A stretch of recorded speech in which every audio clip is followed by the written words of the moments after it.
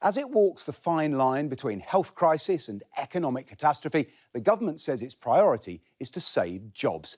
But the latest figures tell us a long-anticipated wave of unemployment is finally beginning to break.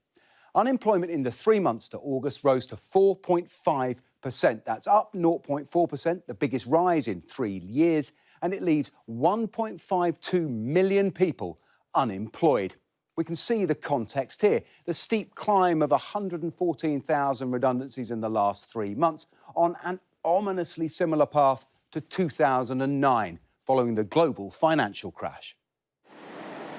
This printing company in Luton, one of the cities where unemployment is rising fastest, lost 80% of its revenue at the start of the pandemic. It had to make 5 staff redundant. The boss fears local lockdowns make more cuts inevitable.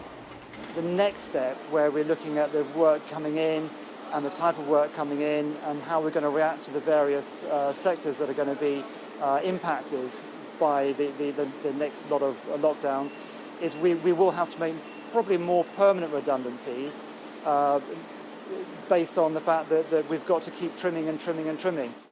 Now, unemployment figures don't tell the whole story. There's a lag in the data, and the furlough scheme is still propping up the labour market for the next 2 weeks, at least. But other data offers straws in the wind, like the claimant count.